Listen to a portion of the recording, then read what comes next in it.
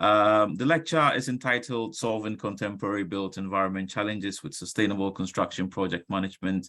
And hopefully the lecture will give you some insight into our integrated degree program in construction project management. So I've already introduced myself. As I said, I'm the program director, so I look after generally the delivery of the program, but also I get involved with the admissions process. And so I do interact with a lot of prospective students, such as in today's event, where we will be interacting with you. And hopefully you will get to know about the program a bit more, and also try to assess whether or not it's something that is interest to you, and if it's something you'd want to pursue going forward. So in this lecture, I will aim to describe the construction industry to you, outline its importance as a field of practice. Then I will outline some contemporary challenges that the industry is facing, as well as discuss some of the ways in which some of those challenges are being addressed, and some of the transformative ideas underpinning that work. We will then look at the role project managers play in construction, and highlight contemporary skills that project managers require in order to support some of the wider industry transformation efforts and initiatives.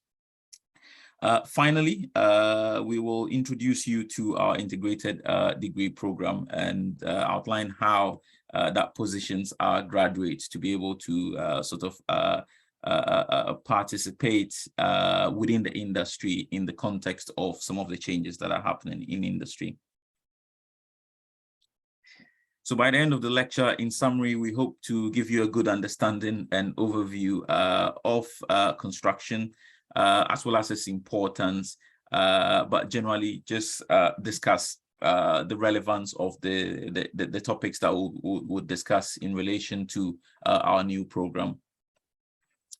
So let me start first of all by defining what the built environment is, because we're talking about construction project management in the context of built environment. So generally, built environment is used to refer to, the man-made aspects of our environment, including the structures, features, as well as facilities that often, are collectively viewed as the environment or setting within which we live and work. So the structures include buildings and infrastructure that supports our shelter needs, and also facilitate a lot of socioeconomic activity. I'm sure we all sort of live or work in some kind of structure that can be considered part of the built environment, and also rely on provision of services that are delivered by built environment structures. And this includes transport, energy, telecommunication, electricity generation infrastructure, or even some of the recreational facilities we use, such as parks or for sports. Construction as a term is generally used to describe the art and science of building things, which by extension is the process by which the built environment is built, operated, as well as maintained. So construction involves a range of activities, and right from the extraction of raw materials that are used for construction of building and infrastructure, and also includes planning, design and financing, as well as repairs and operation of built assets, but also their disposal at the end of their life. Clearly, you can see this is a very important sector. I'm sure we all agree that buildings and infrastructure are central to basic human living, as well as welfare, and also for economic activity. For instance, most economic activity depend on some kind of infrastructure. When you look at factories for production, telecommunication infrastructure, as well as other social infrastructure. So it's unsurprising that construction industry is considered one of the largest sectors in the global economy. And in most countries, it will normally be in the top 3 in terms of contributions to GDP, which we call gross domestic product, which I'm sure most of you know what GDP is. So construction on the average contributes about 14% of global GDP. And in fact, most other sectors that contribute to GDP rely on construction. And construction activity, as well as its product, has generally become a measure of prosperity or an indicator of development across the world.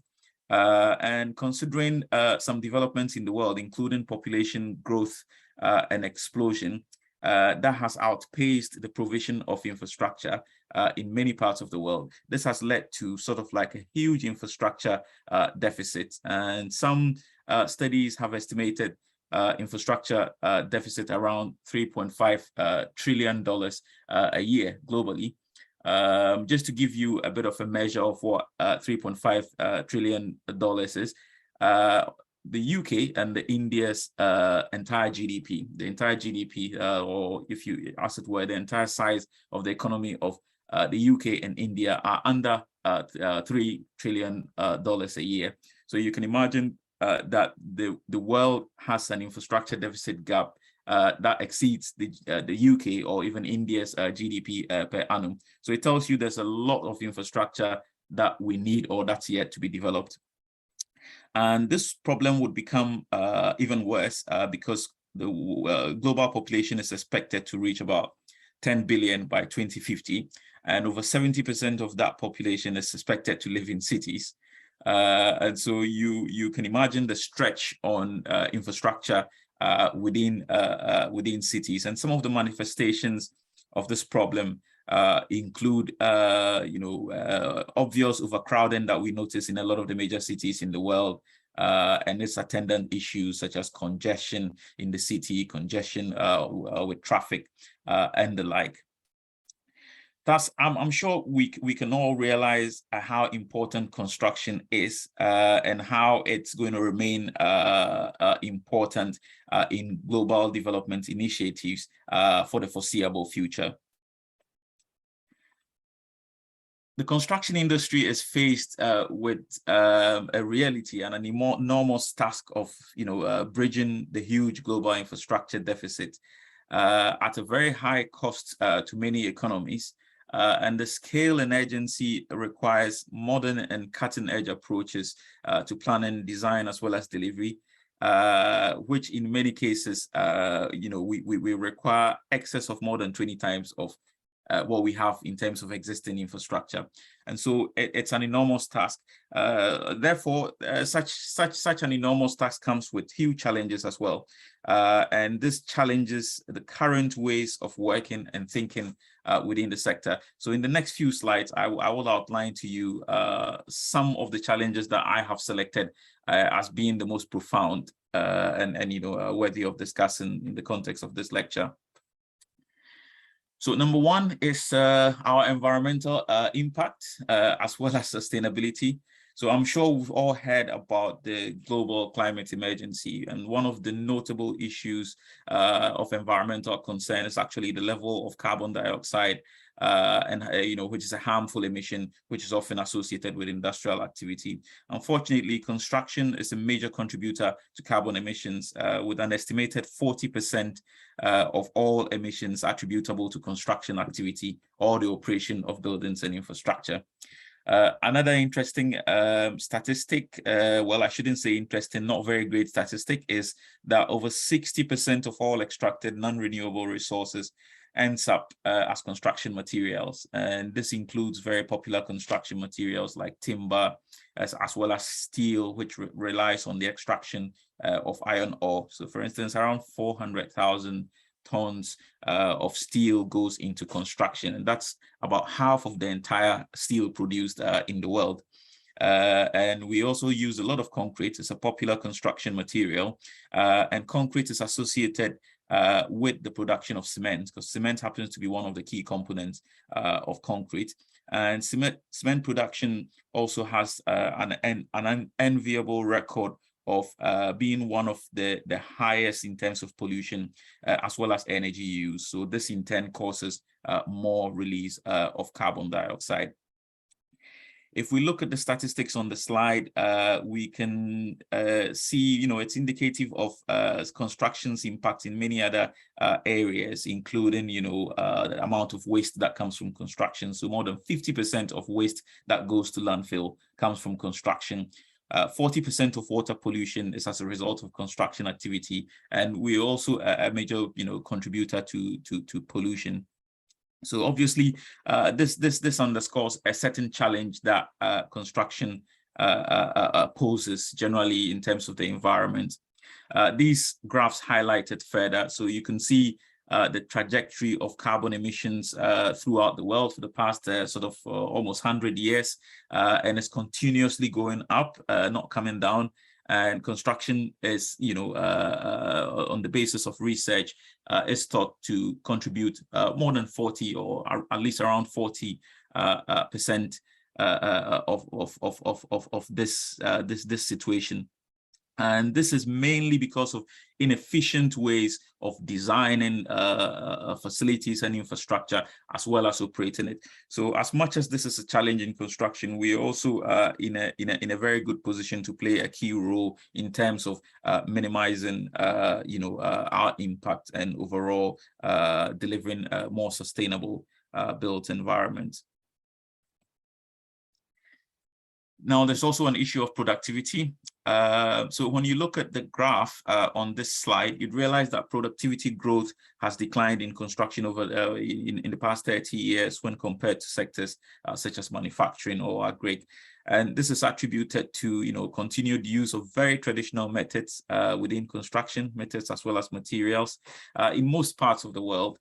So it's not uncommon, as you would observe in the top right image, that we're still using methods such as bricklaying that relies on very labor-intense techniques, as well as human workers and their skills, and sometimes even their human strength to perform tasks such as lifting, on sites, and so as a result of this, there are inefficiencies and lack of precision, which leads to productivity issues. On the average, our industries experience poor productivity growth when compared to manufacturing and automobile, more specifically, because in those industries they've used a lot more of mechanization as well as industrial automation, and this has fueled significant productivity improvement.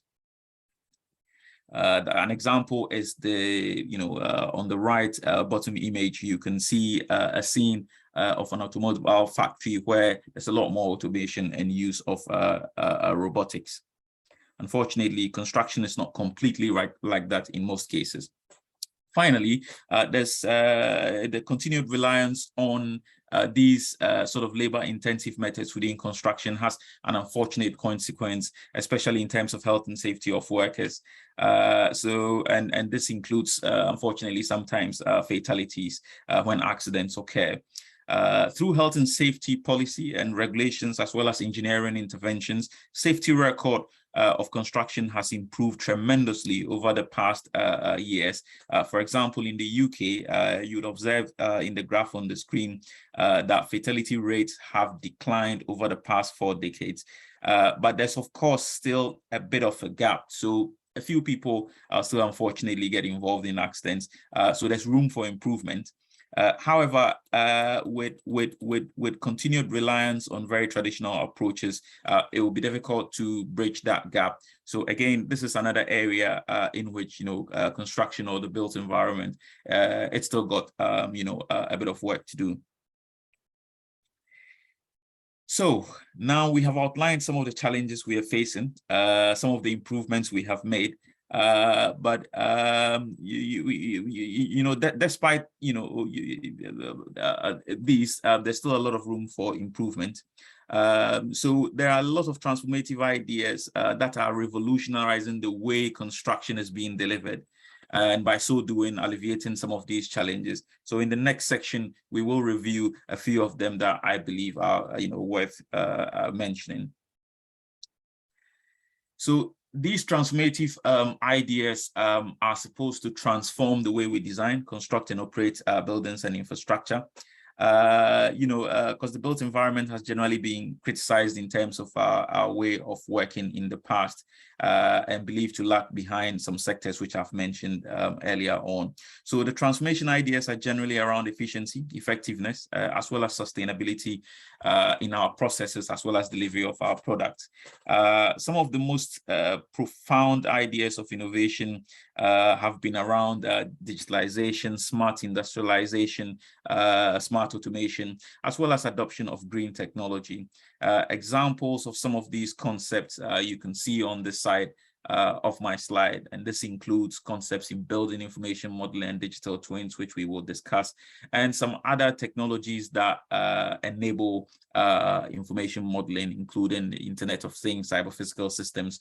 But there's also data and the use of data, the use of industrialized construction for methods which we generally call in the UK MMC. What it stands for is modern methods of construction, and it primarily involves things such as prefabrication and offsite construction. So generally, some have described this as technologies that are part of the fourth industrial revolution, and some also describe it as the fifth. So we will look at some of those specific, of transformative ideas and how they are being applied in construction. So the first area is digitalization. Digitalization generally is responsible for a lot of growth in so many other sectors, and definitely within construction, it promises to solve a lot of issues. And two underpinning processes within construction are the use of building information modeling as well as digital twinning. BIM refers to a generation of technologies that enables digital approaches to design, as well as management of information in construction. So it allows more effective use of information for design decision making, as well as operations planning. So for instance, alternative designs and materials can be tested virtually through simulations to ascertain factors such as environmental performance and sustainability, or even constructability, and as opposed to traditional 2D based communications, which were often based on paper, leading to a lot of loss of information and inefficiency. But also a lot of previous ways of communication have been fragmented, with different professions using different systems that are not necessarily integrated. However, BIM allows us to have a single integrated platform for digital modeling, and this could be used to develop replicas of buildings or facilities that are yet to be built, where you can actually see the interactions between materials, processes, and activities, and optimize these virtually before you actually construct them. Impacts such as the impact on environment and resource implications can be easily simulated.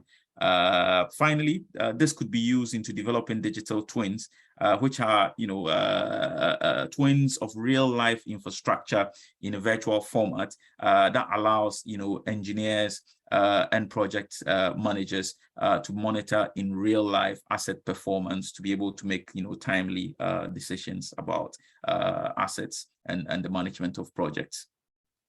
So the screen shows you examples of these new generation of tools, which are mostly in 3D as opposed to traditional ways, which were in 2D, which unfortunately is still predominantly how the industry works in many projects or many parts of the world.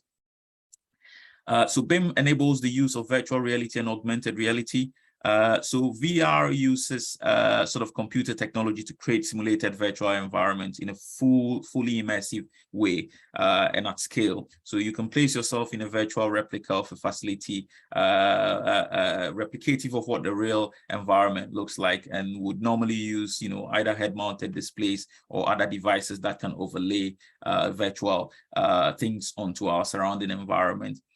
In construction, VR and augmented reality is helping us with project planning through visualization of digital twins, and some of the applications include remote design reviews, where people can be located in different parts and be able to immerse themselves in a building design for the purposes of design coordination.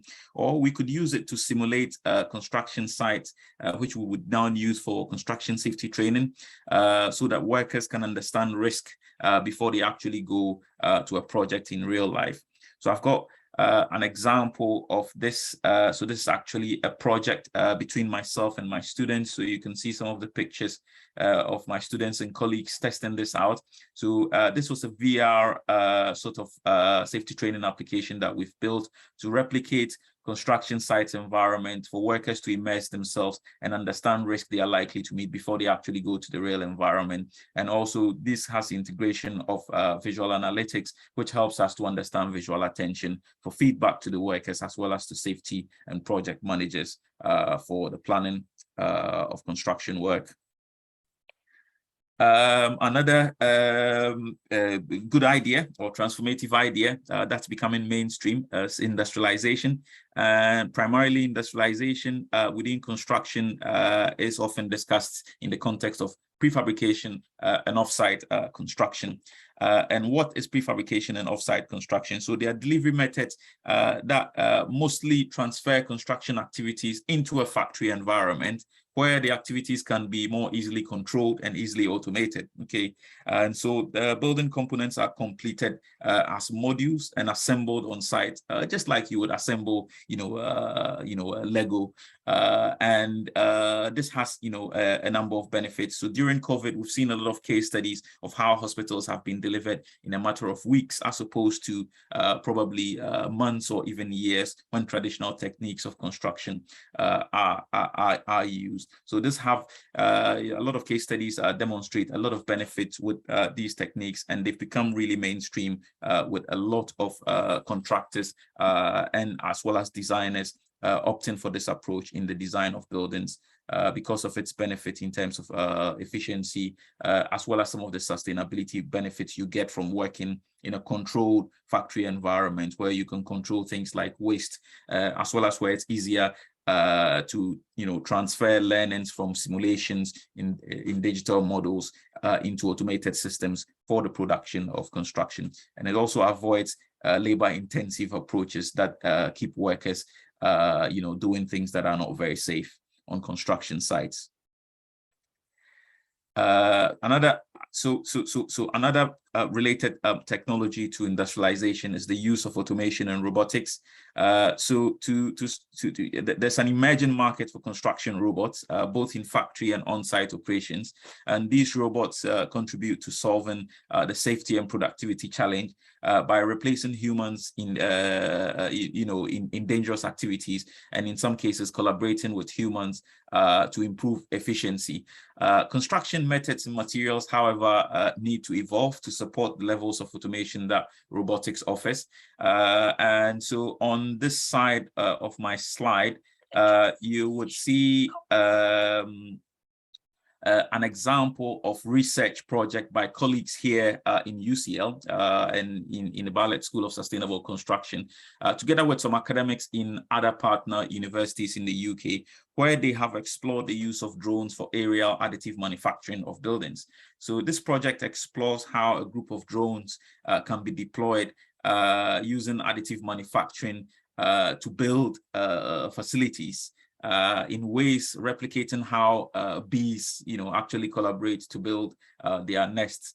So the project has produced some promising results in terms of what the future of construction would look like using unconventional techniques and materials. And there's a lot of potential in terms of sustainability and efficiency. These projects kind of challenge the status quo in the industry, by studying nature and other natural processes that could provide us with a more sustainable alternative to development of the built environment.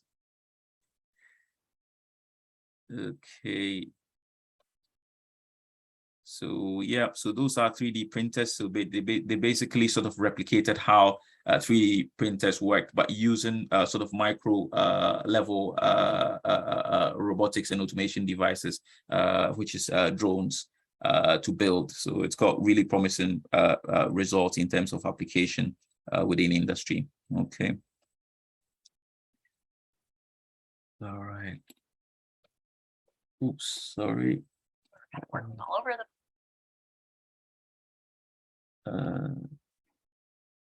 sorry about that. Yeah, I'm back to my slides. Okay, so what's the role of the construction project manager or construction project management? All the approaches that we have reviewed are innovative and in some cases have already transformed the way we design and deliver buildings and infrastructure. A lot of them are, however, still at early phases of development. And in order to make them mainstream or upscale them to cope with construction conditions, as well as help us in covering the huge infrastructure gap that we mentioned earlier on, there's a need that we understand how they can be implemented in construction. So in this section, I'll discuss project management and its role in facilitating this. So what is, project management? So from the slides, you realize that project management is said to be the application of processes, methods, skills, knowledge, and experience to achieve specific project objectives according to project acceptance criteria. Project management has final deliverables that are constrained to finite timescales as well as budget. Essentially, you would realize that construction involves so many professions, processes, organizations, and interfaces. And these professions can range from architects, engineers, to surveyors, specialist consultants, such as environmental or sustainability consultants, as well as contractors and suppliers who supply various materials and services. All of these professionals need to work within the confines of several regulations and standards that govern the planning and development of construction, as well as some economic and financial constraints. So the interfaces and interdependencies can become quite complex, especially when the projects are large or a little bit more complicated. And these interfaces, are even much more complex if you want to consider issues around sustainability. The project manager is, simply the professional at the center of all of these activities and often the coordinator. So project managers are the main interface between the client and project sponsors and the rest of the professional teams that deliver construction. And they normally also have overall responsibility for meeting the project objectives, as you've seen in the definition. So you can consider them as the project leader of the rest of the professions, and that's why they sit sort of in the middle of everything. So over there as well, I think that highlights, the importance of a project manager. So obviously, leadership has been a key skill that's desirable for project managers. But in the face of these transformations and adoption of these new ways of working within construction, what do project managers need? So they need to be drivers of innovation. They need digital skills. They need to understand data and have data analytics skills. And they need to understand manufacturing and production management, which hitherto hadn't been so much considered core to construction. And they also need design management skills. So these are the skills that we believe are the skills required by modern project managers who work in various sectors, either in construction, actually doing the delivery for clients, managing the various interfaces, or working as consultants for clients. They can work within public sector or private sector, and they can work in the construction or the management of built assets in sort of real estate management positions. However, these new skills that I have outlined, you wouldn't necessarily find in traditional project management training. So that's where our MSI in construction project management comes in. So I'll talk a bit more about that program. So basically, our MSI is a unique offering of project management education, and it's focused on equipping students with skills that drive transformation within our sector. So as an integrated degree, it combines both undergraduate and master's level studies in one degree. And the integrated structure has allowed us to extend the standard bachelor's degree program from 3 years into a 4-year degree structure, allowing us to deliver, sort of master's level modules towards the final year, and also deliver necessary training to equip our students with emerging skills that are relevant to modern construction, as we have seen in the previous slides and presentation. So the program therefore positions our students at the forefront of implementing some of the novel ideas we've discussed today that can alleviate industry challenges and help it in achieving its sustainability objectives, as well as bridging the global infrastructure gap. These transformative ideas are embedded in 4 core values of the module, and paramountly, this include industry transformation, which we have discussed, health and safety, which we have discussed, environmental sustainability, which we have discussed, and EDI, which is equality, diversity, and inclusion, which also falls within sustainability generally. We'll just briefly review, the structure of the program. It can be taken as a 4-year degree or a 5-year degree program if you take a placement here. Placement will afford the opportunity to engage with practice and test some of these concepts and how they are being applied. We've got 3 optional module streams which help you to choose an area of specialization towards the end of the program. And the areas of specialization are project and program management, which is classical, real estate management, which focuses on management of already built assets, and design and technology management, which focuses on engaging more with the technology aspects of the transformative ideas we have discussed earlier on. And then this is what the modules look like. They are in clusters. So we've got 5 compulsory clusters, and then we've got 3 optional clusters that are related to your area of specialization. So you would be taking that towards the final year.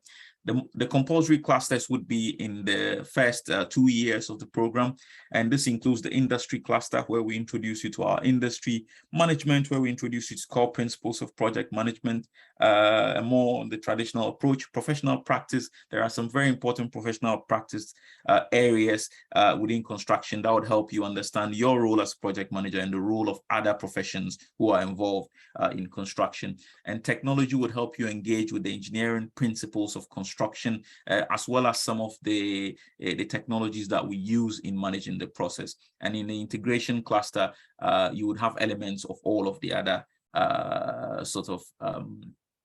clusters of modules together in cooperative integrated modules. So those are the compulsory modules, which you would take mainly in the first and second year. And once you start getting to the third and final years of the program, you can start specializing in one of these areas that you choose.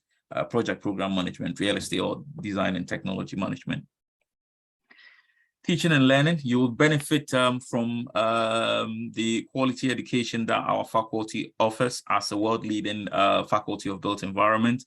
So this includes small group teaching due to our small cohort sizes, and therefore you'd be engaged in a lot of research-led, problem-based learning with real-world problems. And we'll also use a range of teaching methods to ensure inclusivity, interactivity, and recognition of the fact that multiple approaches are more effective and also meets varying needs of students. So that brings me to the end of the delivery. Thank you very much. More details on the program and the program structure can obviously be found following some of our webpage and social media handles, but also I think we would also be able to give you pointers as to other places where you can find information about the program. So thank you very much for listening. And if you wanted to have, a more sort of engagement with industry, then obviously would recommend going out for a whole year on placements. And a lot of times students do really benefit from that because they come back with, some real awareness of what's happening in industry. And also a lot of time they're able to establish the sort of contacts and networks that help them when they're about to graduate to sort of have a foot already in the industry. In terms of our research, definitely construction as a sector is very practice-based. So a lot of our research actually is informed by industry, either through our industry partnerships or even within the UK context. If you look at government's funding model, a lot of research projects need to have something they call a route to market. So you need to demonstrate that it's something that industry is interested in. A lot of time you need industry partners to be able to do funded research within the UK. So a lot of our research projects do have that dimension. In terms of professional qualifications. So we are looking at a triple accreditation, which we've started having conversations with 3 professional accreditation bodies within the built environment. So before the first cohort graduates, most likely there will be 3 professional accreditations on the program.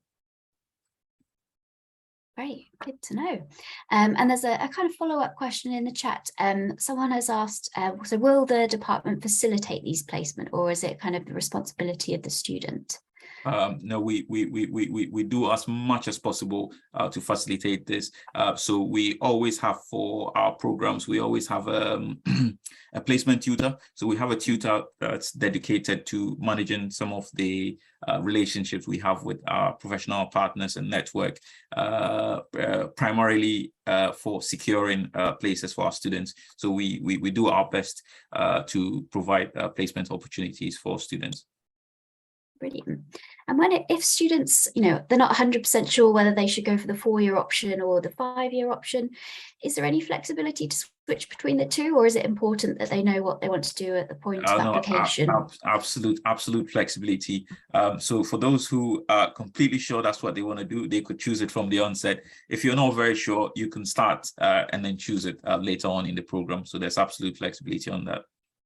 It's brilliant.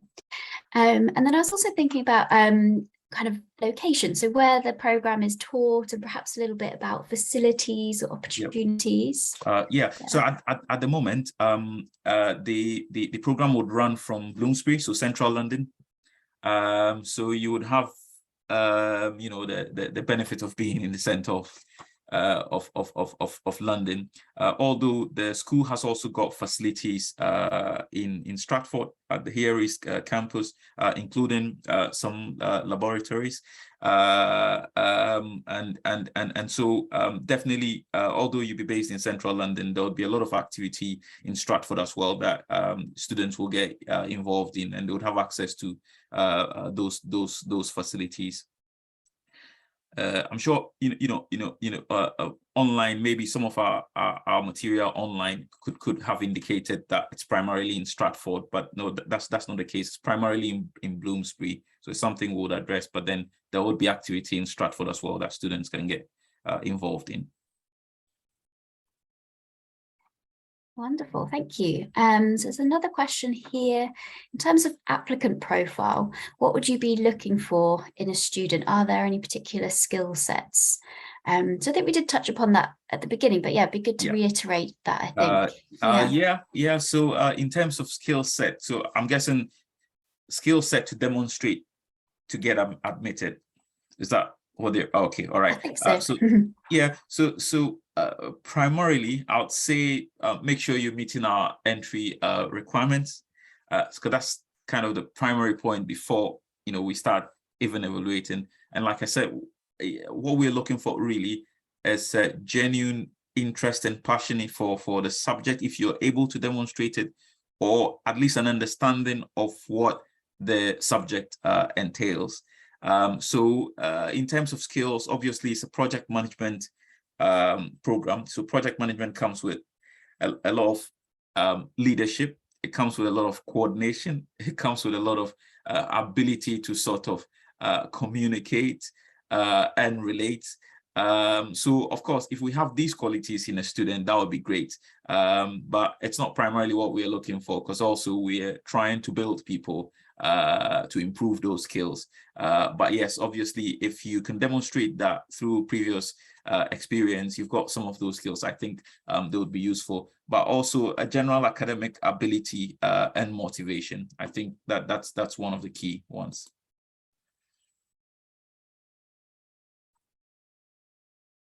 Brilliant. Okay, so there's no more questions at the moment, but we will wait a few more minutes to see if we get any final questions. So those of you attending, please make the most of this opportunity. Okay, so one quite specific question here is around kind of project management qualifications, I think. So will you be a Prince 2 or Agile qualified as part of the course toolkit? No, so that specifically we don't offer, because we are primarily an academic institution, but you would have built the skills that would make it easy for you to go off and write those exams and pass them. Good, thank you. Okay, any other questions? Just before, Abdul, when you were talking about entry requirements, I did wonder, well, I know it wouldn't be a requirement, but would any kind of work experience be useful, or I don't know, any further reading or engagement with projects or things like that? Would you be necessarily looking for that? I think certainly that would make your application quite interesting for us. So yes, but also I would say if you haven't, and it's just that you've developed an interest, I think that's still great. It's just how you try to demonstrate how some other previous experiences, even if they are not work, are, have led to that interest. But I wouldn't necessarily, so if you have it, that's advantageous. But it's not a disadvantage to those that don't have it. I don't know if I'm making sense. Yeah, no, absolutely. Thank you. Another question here about kind of projects and placements. So the ones that we've kind of spoken about, are they all in the UK? Are they in London, or are there opportunities to go overseas? So I think majority of this would normally be in the UK. But there are students who, want to go back to either their home countries or probably even other places. And yes, we wouldn't discourage that, so far as the circumstances are right, and we think you might be able to benefit from the same level of engagement that you would get from who would normally go to for placements, then yes, I think you'd be free to do your placements in other places, but primarily it will be in the UK, and normally we'll facilitate placements in the UK context. But I'm sure we could look at other options, but I'll generally say UK. Possibility. Yeah. Good, brilliant. There's another question about kind of internships, but I assume it would apply to placements as well. Do these activities take place throughout the degree? Are there specific times? Is it later on in the degree, or is it right from the beginning? Is that internships, like the placements? That's what the question says. Yeah. Okay. Yeah. I mean, we encourage students to start, going on placements right from the beginning, so right from when you come in the first year and you have your first break, you can start, going out on placements, summer placements, before you actually get to the placement year. And in the case of those who are not going to go on the placement year, yes, then primarily you can start right from when you start the program. Yeah, we do encourage that, actually. Okay. Great, good to know. Any final questions from anyone?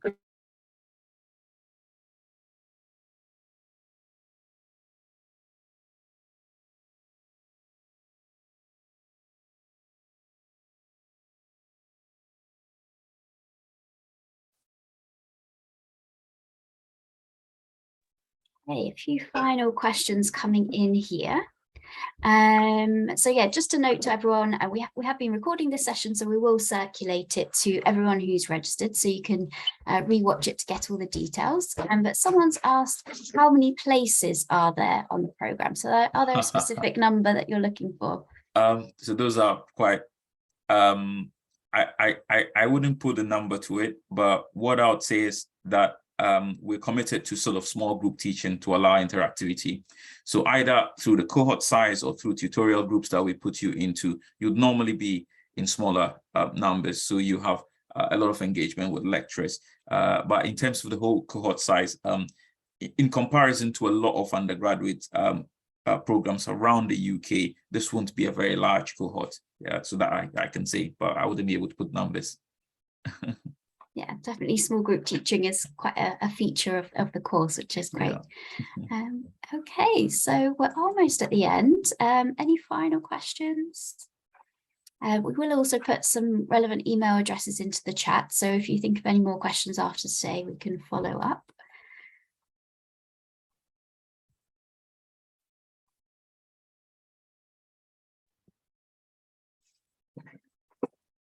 Hi, Hannah. I think we missed just one, second to last. Will students get to assist with real sustainable construction projects as part of the course? Yeah, there are a number of modules that depend on site visits. So yes, at the minimum, there will be a number of site visits to real life construction projects.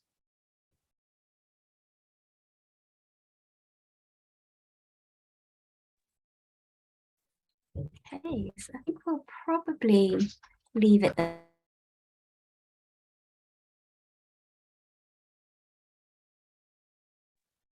Sorry about my background noise there, but all quiet again. Right. Okay, so yeah, I think that's looking at the chat, I think we're there. So wonderful. That was really interesting lecture. Thank you so much, Abdul. And yeah, very interesting program. Yeah, so really looking forward to seeing who applies, who enrolls, and how the program goes. But yeah, we will just put relevant email addresses and links in the chat. So yeah, please do follow up with us if you've got any more questions. But otherwise, thank you, team, and yeah, thank you, students, for attending today. Okay, all right. Cheers. Thank you all. Thank you, everyone.